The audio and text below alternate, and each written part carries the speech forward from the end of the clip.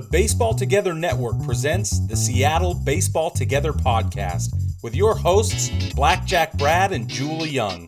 And now, Seattle Baseball Together. Welcome to this month's episode of the Seattle Baseball Together podcast, Baseball Family. I am Brad, and I'm joined by our co-host, Jewell. Welcome again, Jewell. Hello, baseball family. Seattle baseball family. Yes, specifically our Seattle baseball family. Welcome, everybody.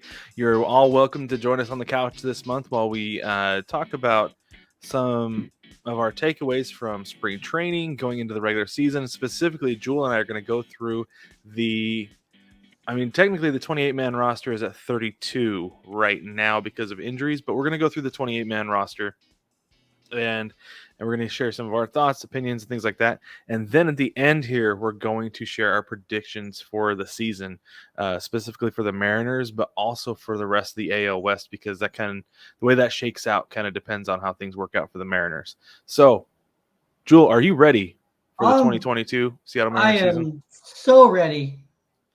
I am ready, have been waiting, have been ready, and I was so physically upset when they announced that the opener on Thursday was pushed to Friday because of inclement weather. I'm like, did I send you what I saw on Twitter? I don't think so. What was it? Some random Kyle on Twitter was like, real shame. So many people on Mariners Twitter made plans to watch the opener, and now it's postponed due to weather. Real sad. The MLB needs to step it up for their fans. And I'm like, okay, hold on. None of us can control the weather. The weather is undefeated. Chill there. However, the MLB could plan to play opening day in April in stadiums that are covered or in warm weather climates. Now, and see, I understand that. The problem that we have there is that, the Twins are going to have to open sometime, right? So... And but it's just opening series. Right. Yes. No, I understand that, but it wasn't going to be the opening series. That's true. Because we're picking up the schedule where it left off. That a week ago, Seattle, I think, would have been at home, opening at home rather than in Minnesota. But that's one of the problems that Major League Baseball does have, though, is that college baseball can work around that by teams in cold weather climates just starting out on the road. Yeah. Right. They'll play the first 3 weeks on the road, and then they'll finally come home where they can, clear the snow away finally, or deal with the slush or whatever. But I think that this series honestly had a day off built into it. It did. Yeah. Because they knew that this was they assumed this was going to happen because it happens every year. So they knew it was going to happen. They built in a day off on Friday for it to specifically happen. So the Mariners are not playing a doubleheader. They're opening. They're opening with the rest of the league. There are 7 games on the 7th, and they're opening up with everybody else on Friday. So it's fine. Am I upset I have to wait? Yes, but there's other baseball to watch, so I can get my fix. I just have to watch the championship run start on Friday. Instead, Jewell. Yeah, we just have to. 2023 starts on Friday. 2023 starts on Friday. That's right. That's what we've been waiting for. My buddy used to give me a hard time. I've been a Blazers fan for most of my life, and my buddy ran into this guy. He was at Walmart or something. He's wearing a Blazers shirt. He goes, "Oh, how about those Blazers?" He goes, "Yeah, man, next year." So he used to give me all kinds of crap. He'd be like, "Hey, next year." I know he named his fantasy football team Blazers next year because of that. So anytime we say next year, I just die, because it's always next year, but it's never next year. But anyway, all right, let's go through the 28-man roster. Let's start with starting pitching.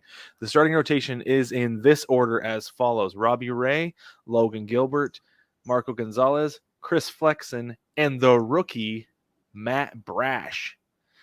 He got the nod with that nasty wipeout slider, and I'm excited for him. Me too. I think the performance that put him over the top was against the Rockies at Salt River Flats Field, and he got a standing ovation from the crowd at an away stadium. He absolutely went out against a not great team and he did exactly what you're supposed to do: Mm-hmm. completely dominate. Yeah. And this rotation is legit. Robbie Ray's going to start the opener. Mm-hmm. However, Marco's going to start the home opener. He is, isn't he? Which is what they did on purpose, putting him at number 3 to be able to start the home opener. So, yes, he doesn't get opening day for the first time in 3 years or something. I think so, yeah. He had a good run, but he gets the home opener, which is, a little bit more special, Especially for him. Yeah. I feel like that's more special for him because he's been with the team longer, and he went to Gonzaga. I mean, is he from the Northwest? I think so, yeah. I think he's a native. So, I mean, it makes sense to do it. It also I feel like it makes sense to have him in that third spot. It takes some pressure off of him. He doesn't have to go out there and be the ace every single outing. And honestly, having a guy like Marco at your third spot to go out and finish out a series as your number 3, that's awesome. I'm down with that. And it gives the rotation a lot more balance, putting him there, because then you would have lefty, lefty, right, right, right. So it also gives more balance. I'm excited for this rotation because each of these guys on any given day can go out and get 6 strikeouts. Easy. Oh yeah, I'm expecting at least 8 from Ray every single time he's out, unless it's a bad day and he's getting shelled. Ray's a strikeout machine. Gilbert, he has the highest career strikeouts per 9 in Major League Baseball history currently. Yeah, he's always been just such a high strikeout guy. And when he started, I saw this crazy thing. He was on that staff in Detroit as the 5 behind, what was it? Scherzer, Verlander, and Porcello. Yeah, as a rookie, he was with those guys. Yeah. Who was the 4? Right. There was 4 of them, and now all 5 of those guys have all won a Cy Young. Yeah. How do you feel to be a Detroit fan? Well, and one thing that's crazy too is that I remember back in 2019. No, sorry. It was the 2020 season coming up at the trade deadline. There was a lot of talk about the Yankees making a deal and getting Ray from the Diamondbacks. That it's like he was the hot pitcher on the market at the time. Oh, yeah, and it was like Cashman's got to go get him. Yankees fans, like I seen it on Twitter, I was hearing it. I mean, Brigg was just like, go freaking get the guy. And then the Blue Jays go get him, and he goes to win the Cy Young for him. Wins the Cy Young, and then goes signs a massive extension to go and win a World Series. So, and he's super young. He's only 30. He signed a 5-year deal at 30. Yeah, I love it. I think Ray's going to be a great fit for Seattle, especially a lefty at T-Mobile is outstanding. Yeah, very, very friendly, especially with the outfield defense. Like he's set. Like all the pitchers are set with our defense, but I mean, right? Yeah, which is something I guess it's more the offense that's been the issue in the last few years, because there were a couple of years there with Jack Z where it was like, yeah, nobody's going to score any runs on us. Like, but we're going to lose every game 1-0 or 2-0 because the offense is anemic. Nobody can score any runs. And it was like when Felix won the Cy Young with a losing record. Yeah, and he wasn't getting any run support. Finished in 3rd the next year because of the same reason. Yeah, he wasn't getting any run support. Yeah, but his ERA was like 1.2. So yeah, no, it was insane. Like they were both so good. Like we had the pitching. I think that's when like Pineda was still young. Pineda was coming up. Pineda was coming up for a cup of coffee. That was yeah. I mean, there were a couple times that some pundits picked the Mariners to win the World Series during that time. Yeah, but it was a mess. It's just a mess. It was just old. It was like we had trying to be some version of a West Coast Yankees by buying old vets. Well, and there was Jack Wilson playing shortstop, batting $130. Yeah, he was outstanding at it he was a Gold Glover at shortstop, but he couldn't hit his way out of a wet paper bag. But let's move on to the bullpen. So in the bullpen we have Paul Sewald, Drew Steckenrider, Sergio Romo, solid pickup, Eric Swanson, Diego Castillo, Andres Munoz, Johan Ramirez, Matt Festa, Anthony Mashevich, and Justice Sheffield. That is 10. Count them 10 in the bullpen. 10, two I lefties, 8 righties. like Sheffield in the bullpen. I love Sheffield in the bullpen. I think He it's is great for him. great for 1 inning. He Outstanding. he has electric stuff. He can let it rip. Like, he can truly let it rip and hit high 90s. His problem comes his second time through the order. I feel like that's why he's great in the bullpen, because he can come out, face 3-4 guys, and get out of the inning no problem. But when they see him again, there's going to be a problem.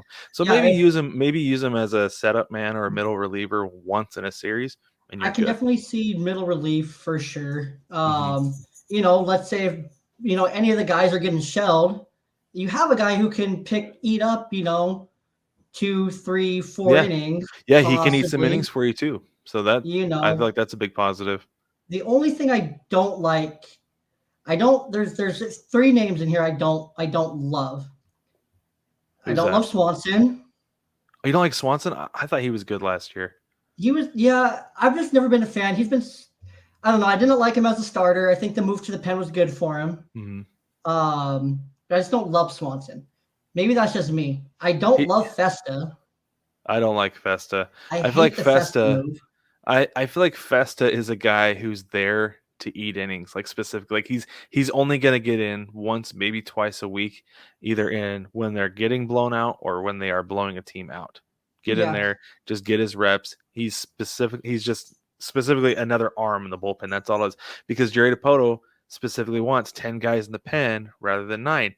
Now, let's get into this, Jewell.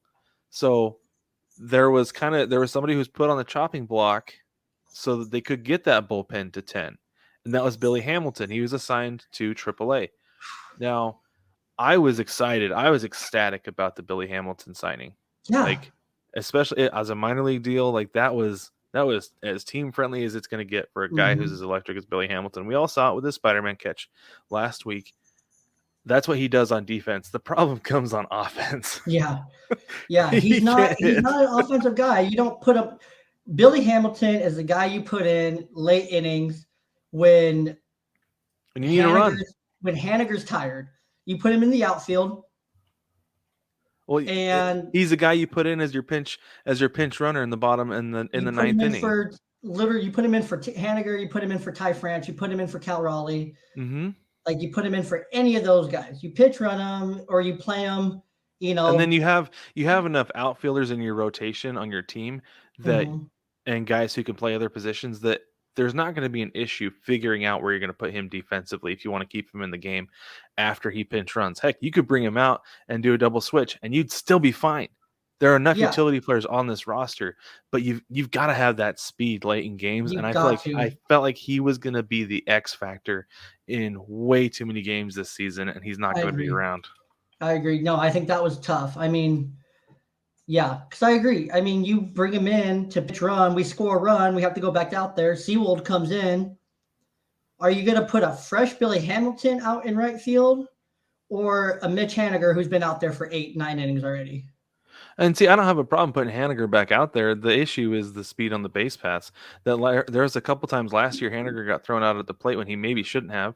Yeah. And I kind of had the realization, I was like, maybe Mitch Haniger is not as fast as we want him to be. No, he's not. But then Hamilton can also lay down a sweet bunt too. Yeah. There's just so many things that he can do that a lot of the other guys can't. So, according to CBS Sports, this is as of yesterday, Billy Hamilton's actually going to Tacoma. Yeah, I saw something on Twitter that they were going to let him play shortstop too. I don't know if it was a joke, but I saw a lot of Twitter saying that Billy Hamilton was going to line up at shortstop. I don't care where they put him as long as he's in the cooler and he's ready to come up when they need him. Yeah, exactly. Because there are gonna be injuries. He's gonna see time with the big league squad in a 162 game season. And I wonder if this 10-man rotation is a first half of the season thing, like we saw last year. How they wanted to go, how Service and Dipoto, they decided to go with the 6-man rotation, and the 6th man was a bullpen day. And then the second half of the season after the All-Star game, they did away with it. They went with a 5-man rotation. And so I wonder if that's what they're gonna do. Is they're gonna have a 10-man rotation or 10-man bullpen to have a 6-man rotation, and then once the All-Star break hits, go back to a 5-man rotation and bring up Billy Hamilton to have him on the bench. And I wonder if that's why he accepted a spot in Tacoma. Probably. because they But told them also to plan. rosters are expanded to 28, so it still doesn't make sense. Yeah, they're going to go down to 26 in May. Yeah, which, I don't know. I think it's I don't know. We'll find the other guy because I'm confident one of those guys in the bullpen is going to go once the rosters go back down to 26. I feel like as soon I'm as sure we'll they get find the other shelled a guy couple here pretty times, soon. and Yeah, they're blow a save. bouncing. Blow a save, give up a big run, something like that. Yeah. So that leads us into the outfield. The outfielders, we have Jared Kelenic, Mitch Haniger, Jesse Winker, Julio Rodriguez. I love it. I love it so much. Jesse Winker was a really interesting pickup this offseason. It was a trade from the Reds, and he came over. He came over from the Reds, and he's one of those guys. Talking to Denise of the North Chicago Baseball Together podcast, she knows Winker because obviously she watches NL Central Baseball. She's like, he's a really good player. And then looking into it and learning more about him, he led like the major leagues in batting average for an outfielder over the last like 3 seasons. He had a terrible spring. But no, he mashes righties. Like he absolutely destroys right-handed pitching. Mm-hmm. Like better than dang near anyone in baseball. He's good against lefties. He can play a good enough left field. I think we've got our DH, honestly. Yeah, honestly, I think he'll be rotated a lot into that DH spot because he's never played more than 115 games in a season. And there's an issue too. But this is one of the things is we're going to have Kyle Lewis coming back. And I think he's going to be the DH. So we're going to have an odd man out in the outfield again potentially with 4 outfielders. But Julio Rodriguez is going to be making his major league debut on Friday. That was another reason I was so upset that the game got pushed to Friday because I am ecstatic about Julio making his big league debut. In his big league debut? Like he's going to go yard. He's doing something. He's hitting from a cycle. I mean, he might as well. He might. I don't know. But I have to tell you, man. So real quick. Okay. So we went to a game a couple weeks ago. It was on a Friday night, and we were sitting down pretty close. I didn't realize how close we were to the field when I bought the tickets, but man, we were like right there. I don't know if I sent you a picture, but I saw Julio stretching before the game. I'm like, this dude is enormous. I knew he was big. But this is the thing, though, I knew he was big, but seeing him that close in person, I was like, I didn't know he's that big. Yeah, dude, him and Jared Kelenic next to each other. Him and Kelenic. Kelenic looks small. Yeah, but Kelenic's like built like a linebacker, dude. Yeah, that's what they're saying. Somebody at the beginning of spring said Kelenic looks like he was getting ready to play running back. It was he's beefed up. I'm pretty sure it was Winker after the trade. It was Winker. He came over and he couldn't believe how big Kelenic was. Yeah. Sorry, go ahead. What were you going to say? I was going to ask you, which rookie record does Julio break of Henderson's? Does he break 27 home runs or does he break 115 or 16 RBIs? Or both? I think he'll probably hit 30 to 35 home runs. I mean, we have to account for a slump. There's going to be a slump at some point during the season. I mean, was there a slump during Juan Soto's rookie year? No, you're right. I mean, that's what I compare him to. Just the makeup, that's who he feels like. The age. That's who he feels like. He's a couple of years older, so he's a little bit more mature than Soto was when he came to the MLB. He's been in the system a long time. All that. They were really careful with Julio. I specifically remember his first at bat in spring came in 2017, and I was listening to Rick Riz, and he said, here comes the future of the franchise, Julio Rodriguez. Everybody tune in and listen to see what he does right here at this at bat, because this is the future of the Seattle Mariners. And he lined out to shortstop with like 112 miles per hour off the bat. And he's like, there it is. That's what he does. He squares it up. What's that? If that was 2017, he was like 17, 18. Yeah, he was 17 years old. Yeah. Yeah, and he said that's what he does. He squares up everything. Yeah. So I remember, and Julio's been on the radar for the second he signed. So I'm sure everybody's heard about him by now, but if you haven't, I mean, he's appointment TV. He is appointment TV. You gotta tune in to watch Julio. He's something else to watch in person. I've gotten to watch him play live twice now, and he's unreal. Even like in they're gonna let him flash in center field. they've got to, because I was going to say he's a true 5-tool player. All of it. He can run, he can field, he can throw, he can hit, and he can hit for power, and he can hit for average. Like I'm Everything. 100. He hit 400 in the spring, and I understand that's one thing, but for a guy who has that much pressure on him to perform this spring, to be able to hit 400,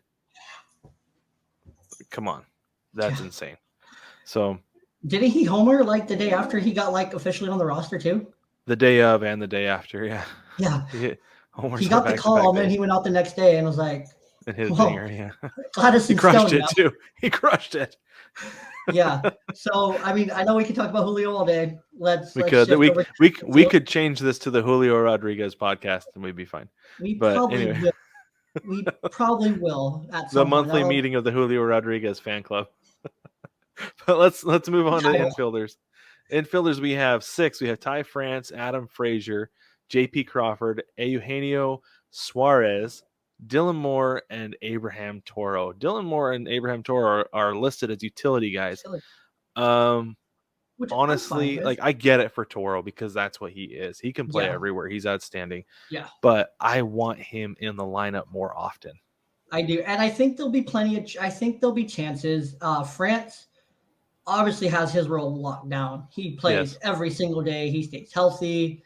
He's there every single day. If he gets hurt, then we'll get into the catchers. But, France is a lot. First base. If he doesn't win a Gold Glove this year, if he feels the same way as he did last year and does not get Gold Glove consideration, I'm going to fight someone. I'm going to fight one of the writers. Evan White got a Gold Glove in 2020. Ty France. Evan White was outstanding, but Ty France was unreal last year. And I heard he made the transition from third to first. Yeah, was it you who told me it was because he doesn't have the range that other first basemen do? And he was going up against Vlad. Like, let's be real. Yeah. He's the darling of the league right now at first base. So you've got to kind of give him that. But the exact same thing. Exact same move. I know. Better statistically. But honestly, I'm fine having an outstanding first baseman who flies under the radar. Yeah, no, same. The best first baseman. He'll get his respect. He'll get his respect. Adam Frazier at second base. That dude just mashes. He just gets on base. That's what he does. Gets on base. He might be contact. He's my favorite off-season position acquisition. Yeah, I love Adam Frazier. He'll do great. And then we got our boy JP. We don't need to say anything about JP. I think JP makes the All-Star game this year. If he doesn't, I'm gonna be so mad. Either something went wrong or. I think the problem is that shortstop's so deep that it's hard for him to get there because he's behind guys, who have established themselves, and the league actually promotes, which is an issue for him as far as popularity goes. But here's my issue: Eugenio Suarez. Okay, now I know the dude can mash. I know he can hit home runs, but this is my problem. This is my biggest problem here is 171 strikeouts last year with a 198 average. Let's look at Abraham Toro. He hit 239 and struck out 33 times in 226 at bats. I feel like that's pretty.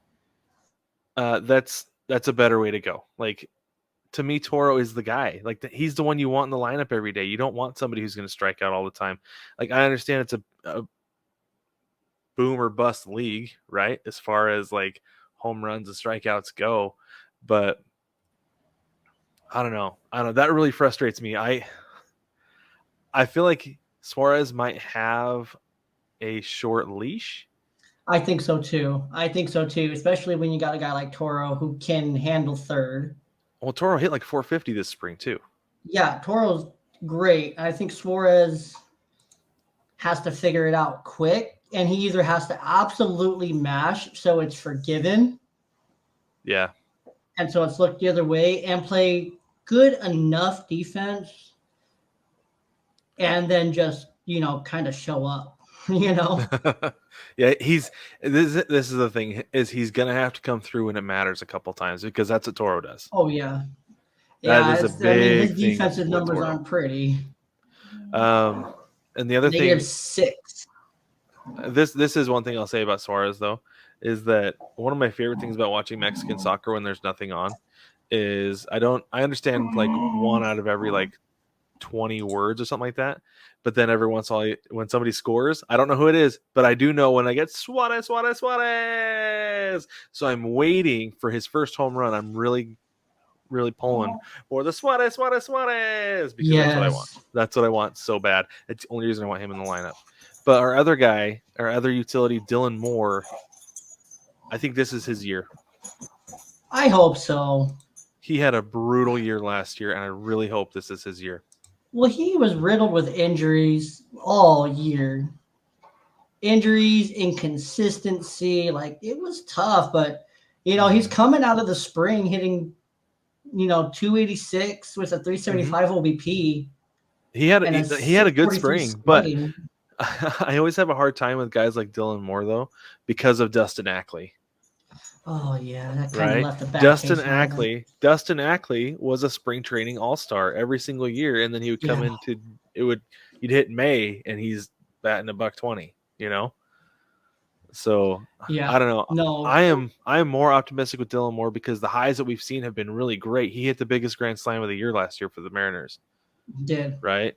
And so his highs are way higher than what we saw from Ackley, but his lows are brutal, man. There are major issues. There have been major issues with contact. I'm really hoping he's figured it out because I'm pulling for him hard. Let's move on to catchers. He got a ton of work at shortstop in the spring. He played 8 games at shortstop. Okay, that's good. That's good. I think that's a good spot for him to fill in. Honestly, that might be like his true position, and that might be why he did so well because I feel like guys struggle when they play out of position. But let's move on to catchers. We have 3 catchers on the roster, on the rooster, as they say. Currently, we have Tom Murphy, Luis Torrens, and Cal Raleigh. So remember, 28-man roster, so they chose to bring on an extra catcher. One of these guys is going to be the odd man out. One of them is, and I mean, Torrens. Did he take reps at first, like they said he was going to? He saw 2 games at first. Mm-hmm. Small target over there. Yeah, but this is the thing, though, is that he's another boomer bust guy at the plate. Is that, and this is the thing too. So this is the other thing with this list of catchers we have here, is that none of them have lived up to their potential to this point, right? Like Tom Murphy, we know what he is. That's fine, whatever. Torrens, we've seen flashes of what he can be, but he's wildly inconsistent. Cal Raleigh, they keep talking about his super high ceiling, and he's relatively young. He's younger than the other two by a considerable amount. So, and he's a switch hitter. And I think we talked about before, like maybe have Cal pick a side of the plate. Yeah, I think that would be good for him. I mean, he's not bad.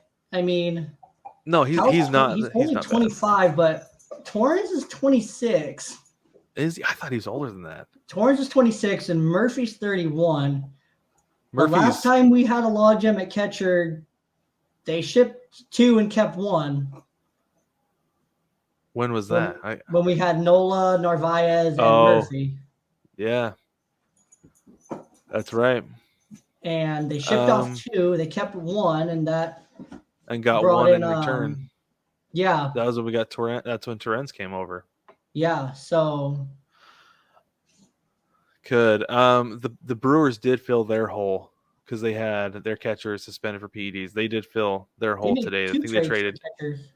Did they make 2? Because I know that they got Caratini from the Padres, which was weird. That was a weird move. That didn't make. I don't know. The Padres deal with catchers very, very strange. But that was Yu Darvish's like personal catcher. I know. That's what didn't make any sense. He caught a no-hitter last year. Yeah, like you just traded your best pitcher's catcher. Yeah. You're going to have Austin Nola catch him now. So I don't know. It's strange. It is going to be interesting to see what happens, though. I do see either Murphy or Torrens getting traded at some point this season, though. I don't think either. Murphy is obviously out of options. I think Torrens has maybe 1 or 2 options left. So I don't know. I think Torrens gets traded, honestly, because I think Murphy is more of a mentor position for Mhm. Raleigh than anybody. Yeah, he has So- to be. So anyway, all right, let's get into our predictions. What do you? Okay, first let's start with this. How many games do you see the Mariners winning this year? So to look it up and Seattle Baseball Together family, if you go over to the Ball Boy blog, you go to the Fresh Outlooks. Actually broke down the AL West, and so I have the Mariners winning 92, finishing second in the AL West, and then making the playoffs as the. Oh, I gotta pull up another blog piece. Not plugging anything.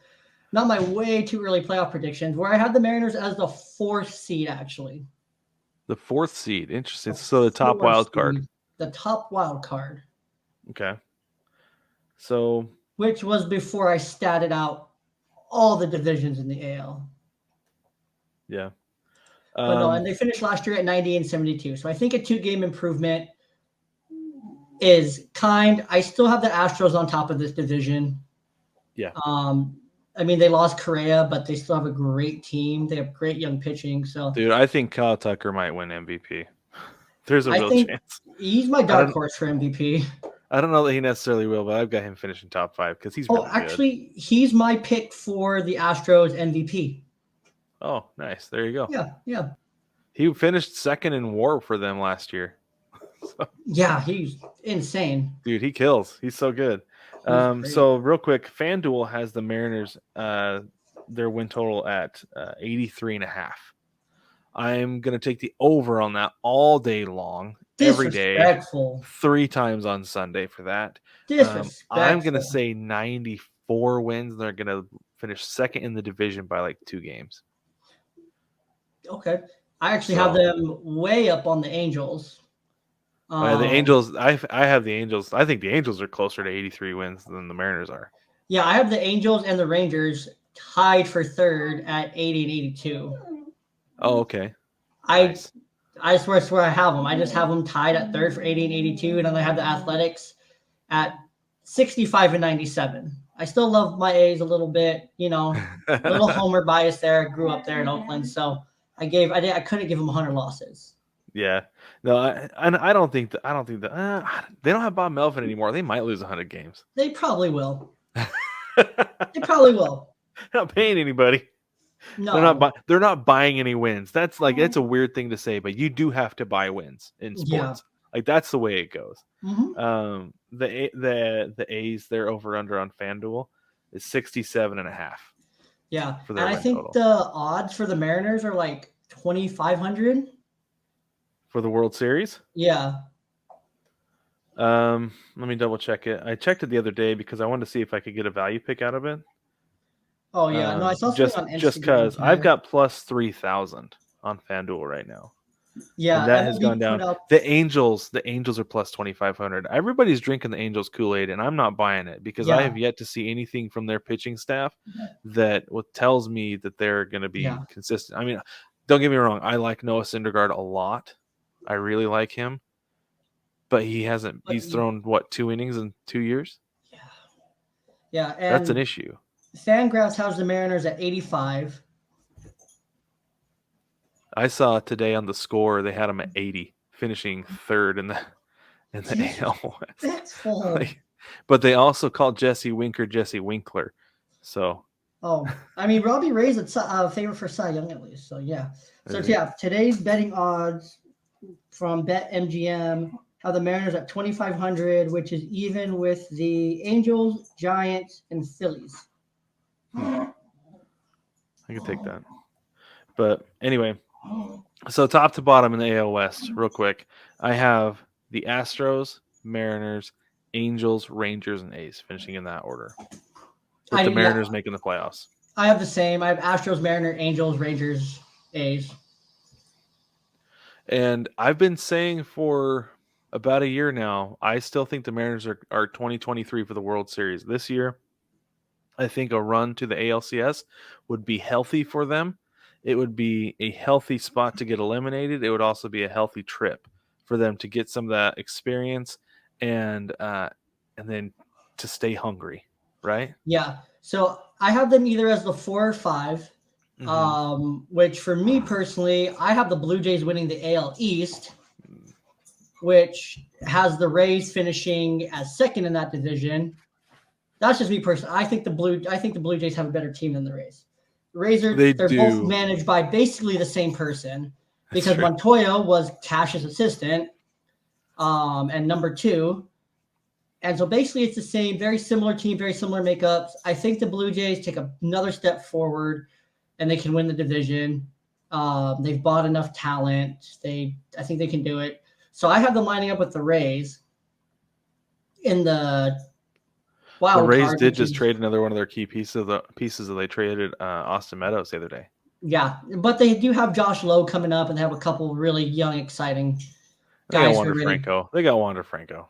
Yeah, they have a couple guys really ready to make a difference. So I have them lining up there against the Rays. I have them winning in 3 because now the wild card, 3 games. 3-game series. And then that would match them up against the number 2 White Sox. And that's where I have them getting beat. In 5. Against the White Sox. In a game, in the series of 5, I have them losing in 5. In the ALDS against the White Sox? In the DS against the White Sox. Okay. I could see that. Man, I don't drink. It is way too. But I don't drink the White Sox Kool-Aid either. Yeah, they didn't. I wasn't overly impressed. Like I understand the talent. Like they have a ton of talent over there with Luis Robert, Tim Anderson, Ubaldo Jimenez. They've got a great pitching staff. I just feel like it's like out for the first month. He is out for the first month, but to me, it almost feels like those guys are like walking on eggshells around Tony La Russa because he's such a hard ass. Oh yeah, definitely. So, which means I really think, and the Twins just got someone else. They just traded for another name. They did. I didn't see who it was though. Something significant, like today or yesterday. So they're like, they're working on getting Paddock from Paddock. That's what it was. Padres. It was Paddock, yeah. And so I have the Twins coming at 6, but honestly, with all the moves the Twins made, like they made so many moves. They did.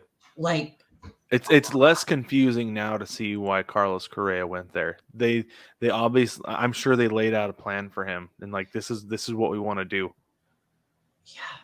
Sonny Gray, Gary Sanchez, Gio Urshela, Carlos Correa, Joe Smith, Chris Archer, Dylan Bundy. Yeah, it's not a bad team in a winnable division too. I still think the Tigers are going to surprise everybody and win. But I think, yeah, they got a good lineup. They got a great lineup.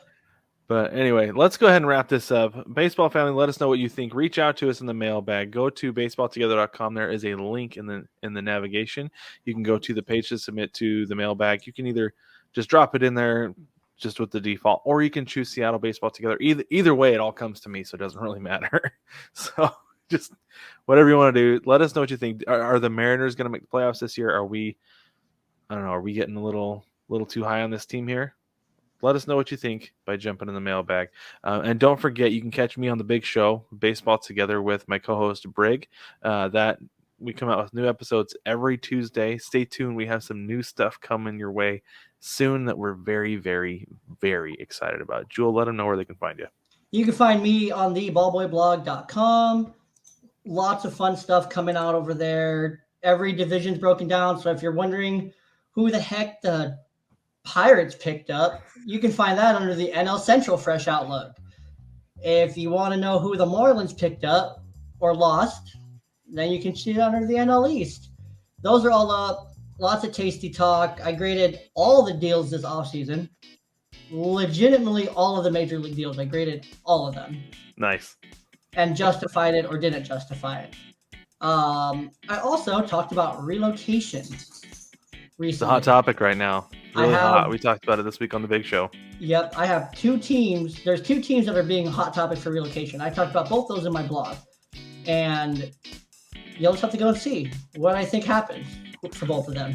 Go check it out. Very cool. Thanks again Thanks again for joining me this month, Jewell and Baseball Family. We will catch you next month after we have completed one full month of the season.